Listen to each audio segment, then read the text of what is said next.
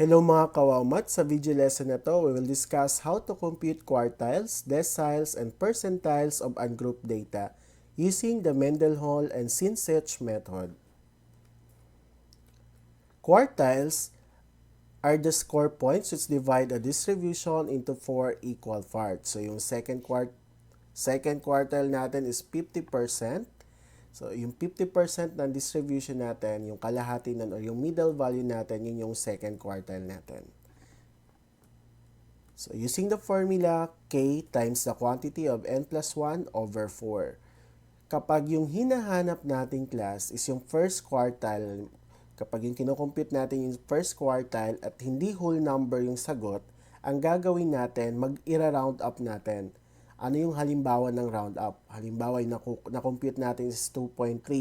Gagawin na natin 3. Yung 2.7, 3 din. Kapag third quartile naman yung kinocompute natin, so anong gagawin natin kapag hindi whole number yung na-compute natin? Magra-round down tayo. For example, 6.3 yung na-compute nyo. So, 6 pa din yan. 6.7 yung na-compute nyo, gagawin pa yung 6. Hindi nyo siya gagawing 7. Kasi, sabi dito, magra-round down tayo. Next, sa decile, so sa deciles class, i-divide natin yung distribution into 10 equal parts. So kapag ang kinocompute natin is yung first decile, second decile, and third decile, and fourth decile, so kapag hindi whole number yung sagot class, magra-round up tayo. So kagaya ng pinaliwanag ko kanina sa quartiles, so ganun din yung gagawin natin. At kapag yung 6 decile, 7 decile, 8 decile, and 9 deciles yung hinahanap natin, magra-round down tayo. So yung formula na gagamitin natin, K times the quantity of n plus 1 over 10. Percentiles, dinidivide natin yung distribution into 100 equal parts. So mula dito, okay, for first percentile, so kapag ang hinahanap natin o kino-compute natin is yung first percentile hanggang dito sa 49th percentile at hindi whole number yung na-compute natin, ang gagawin natin, magra-round up tayo. Halimbawa, kinukuha natin si 13th percentile, 25th percentile, 33rd percentile. So, magra-round up tayo kapag hindi whole number yung nakuha natin. And then, dito sa right side ng middle value natin ay yung pang 50th percentile natin. Halimbawa, kinocompute nyo ay yung 60th percentile, 70th percentile, or 83rd percentile. So, ang gagawin naman natin, magra-round down tayo. So, tandaan lang natin sa quartiles, deciles, and percentiles, so magra-round up and round down. Pero yung second quartile, the 5th decile, and 50th percentile, ang pagkuha lang yan ay yung kagaya lang sa pagkuha ng median. So, yung formula na gagamitin sa percentiles, K times n plus 1 over 100. For example, find the lower and upper quartiles of the score of 13 students in their 20-item math quiz. Given the data set 4, 8, 12, 15, 2, 7, 20, 5, 9, 18, 16, 6, and 10. So kagaya sa mga naunang method kung paano natin kinocompute yung measures of position of ungrouped data class. So, unang gagawin, i-arrange natin yung score in ascending order. And then, kunin natin kung ano yung n natin. Yung n natin dito is 13. So, pinapahanap yung lower and upper quartiles. So, yung lower quartiles, yun yung first quartile natin. So, using the formula, since yung first quartile natin, so yung ipapalit natin kay k is yung 1. Or pwede rin na gamitin natin for first quartile. So kung first quartile yung hinahanap natin class, pwede nyo itong gamitin. 0.25 times n plus 1. So substitute lang natin yung n, 13. So 13 plus 1, 14 times 0.25, the answer is 3.5. So ito yung sinasabi ko class. So kung hindi whole number yung na-compute natin, ang gagawin natin, since first quartile ito, anong gagawin natin? Magra-round up tayo. Ibig sabihin, magiging 4 na siya. Anong ibig sabihin ng 4? Yung first quartile natin ay matatagpuan natin or makikita natin dito sa pang fourth data natin. So, the lower quartile is the fourth data. So, yung 6, no? Kasi 1, 2, 3, 4. So, yung 6 yung pang fourth data natin. Therefore, yung first quartile natin or yung lower quartile natin is equal to 6. Next, yung upper quartiles or yung third quartile natin. So, papalit lang natin sa K is 3 using the formula or pwede rin nyo ito gamitin kapag third quartile yung hinahanap. 0.75 times n plus 1. Substitute yung value ng n which is 13. 13 plus 1, 14. 14 times 0.75, the answer is 10.5. So again, hindi siya whole numbers. So kapag ang hinahanap natin is third quartile, so anong gagawin natin? Kung sa first quartile round up, dito naman round down. So 10.5 ay 10 pa rin. So hindi nyo siya gagawing 11. So again, kapag third quartile, kapag hindi whole number, magra-round down tayo. So 10.5, so 10 pa rin yan. Ibig sabihin, yung third quartile natin or yung upper quartile natin ay makikita natin, yan ay yung pang 10th data. So, bilangin natin, 1, 2, 3, 4, 5, 6, 7, 8, 9, 10. So, ito yung pang 10th data natin. Ibig sabihin, yung upper quartile natin is equal to 15. Next. Find the first quartile, second quartile, and third quartile given the score of the 10 students in their mathematics activity. So, given the scores, 4, 9, 7, 14, 10, 8, 12, 15, 6, and 11. So, unang gagawin, arrange the score in ascending order. And identify kung ano yung value ng n natin. So, yung n natin dito ay 10. So, ano ba yung hinahanap? First quartile, second quartile, and third quartile. So, using the formula for first quartile, 0.25 times n plus 1. So, yung n natin is 10. 10 plus 1 equals 11. So, 11 times 0.25, the answer is 2.75. Since hindi whole number yung sagot natin, so kailangan natin mag-round up. Kapag first quartile, magra-round up tayo. So yung 2.75 magiging 3. Ibig sabihin, yung first quartile natin ay nasa third data natin. So yung first quartile natin ay nasa third data. So kung titingnan natin dito, yung pang third data natin ay yung 7. So, yung first quartile natin is equal to 7. Next. So, yung next na hinahanap natin, next is yung second quartile natin. So, 0.5 times n plus 1 or pwede rin na gamitin nyo yung kung paano natin kinukuha yung median. Okay? Since yung n natin dito, 10, ibig sabihin meron tayong dalawang middle value. So, determine nyo lang yung dalawang middle value, add natin, tapos divide it by 2. Pero using the formula, pwede rin naman, no, gamitin 0.50, so times n plus 1. So, substitute lang natin yung n, that is 10. 10 plus 1 is 11. 11 times 0.5, 5.5. So, ibig sabihin yan, class, nasa pagitan ni 5th and 6th. Okay? So, ano yung pang 5th data natin? Ito yung pang 6th data natin. Yung 9 and 10. So, add natin yung dalawa. 9 plus 10, 19 divide 2, the answer is 9.5. So, yung second quartile natin ay 9.5. Next.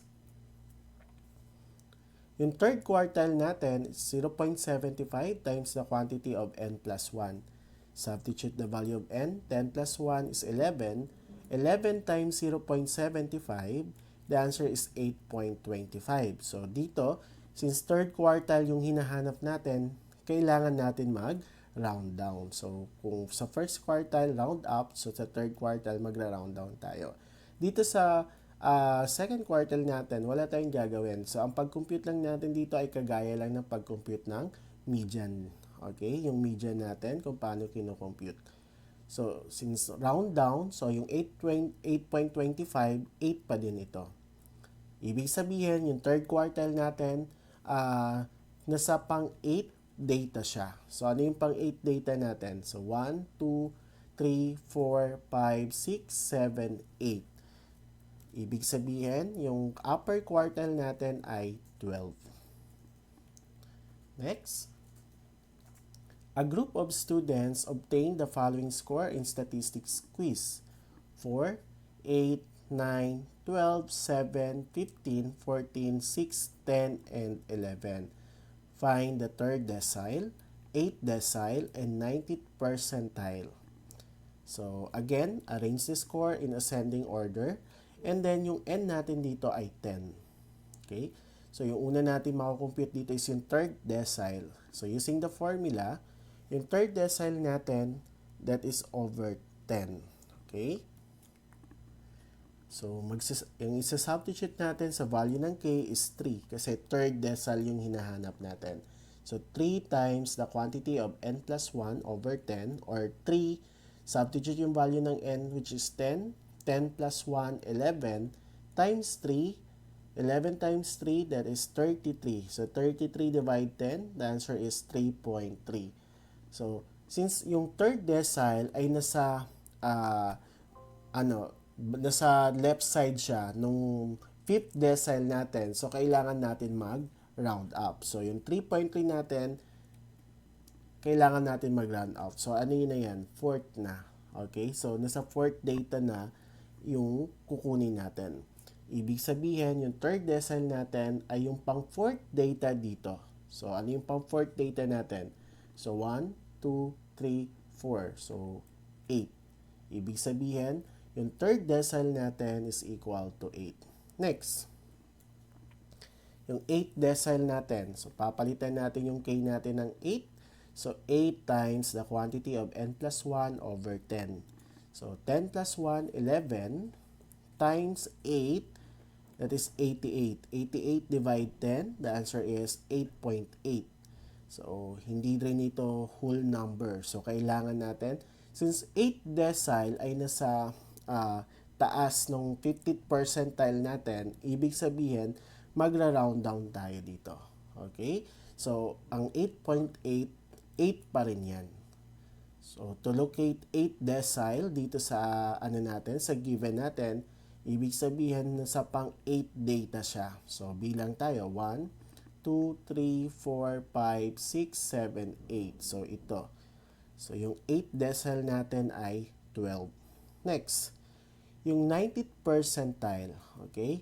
So, compute natin yung 90th percentile. So, yung magiging formula na natin, 90 times n plus 1 over 100. Since percentile ito, so yung nasa baba na natin, i-over natin siya sa 100. So, again, tandaan lang, kapag quartile over 4, decile over 10, percentile over 100.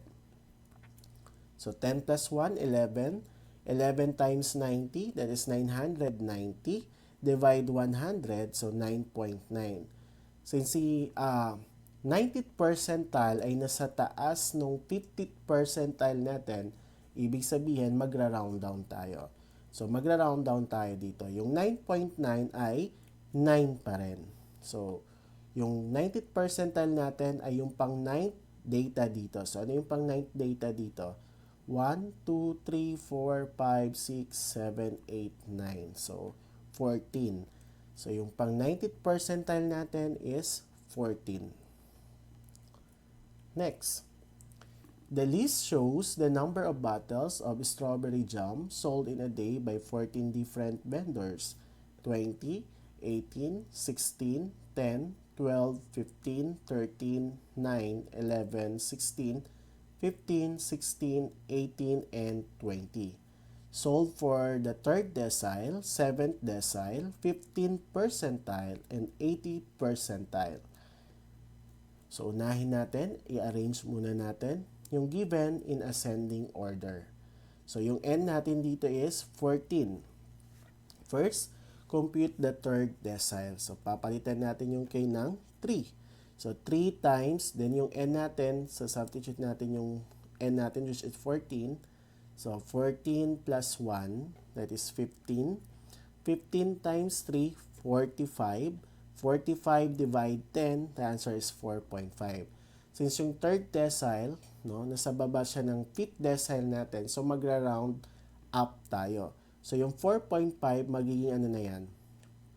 Magiging 5. Okay, so ibig sabihin, yung third decile natin ay nasa fifth data. So 1, 2, 3, 4, 5. So ito yung pang fifth data natin. So yung third decile natin is equal to 13. Next. Ibig sabihin nito class, pag in-interpret natin yan, 30% of the sale distribution fall below 13 battles. Okay? Next. Anong sunod na kunin natin? Yung 7th decile. So, isa-substitute natin yung 7 kay K. So, 7 times, yung N natin is 14. So, 14 plus 1, 15 times 7. So, 15 times 7, the answer is 105. 105 divide 10, what will be the answer? 10.5. So, 10.5 ay hindi whole number. So, kailangan natin dito So, si 7 ay nasa taas ng 5th decile natin or ng middle value natin. So, therefore, magra-round down tayo. So, yung 10.5 ay 10 pa din kapag nag-round down. Ibig sabihin, yung 7th decile natin nasa 10th data. So, alin dyan yung pang 10th data? So, 1, 2, 3, 4, 5, 6, 7, 8, 9, 10. So, ito yung pang 10th data. So, yung 7th decile natin is equal to 16. Ibig sabihin, 70% of the sale distribution fall below 16 battles. Next. Okay, yung 15 percentile. So, using the formula, K times N plus 1 over 100. So, substitute yung K, 15. 15 times, so 15 times 15, that is 225 over 100. So 225 divided by 100, the answer is 2.25. Since yung 15 percentile ay nasa left side ng 50th percentile natin, ibig sabihin, magra-round up tayo. So yung 2.25 magiging 3. Or ibig sabihin nun, yung 15 percentile natin, makukuha natin, yan yung pang so nasa third data, no, nung given natin. So bilang tayo 1, 2, 3. So yung third data natin is 11. Okay, so ibig sabihin yung 15th percentile natin ay 11. So pag in-interpret natin yan, 15% of the sale distribution fall below 11 battles. Next, so last na to, yung 80th percentile. So, papalitan lang natin yung K natin ng 80. 80 times 14 plus 1 is 15 times 80. That is 1,200. 1,200 divide 100. The answer is 12. Since whole number yung sagot natin, wala na tayong problema. Hindi tayo magra-round up, hindi tayo magra-round down. So, yung pang 80th percentile natin ay nasa pang 12th data natin. So, bilang 1, 2, 3, 4, 5, 6, 7, 8, 9, 10, 11, 12. So, ito yung pang 12 data natin. So, yung 80th percentile natin ay equal to 18. So, 80% of the sale distribution fall below 18 battles.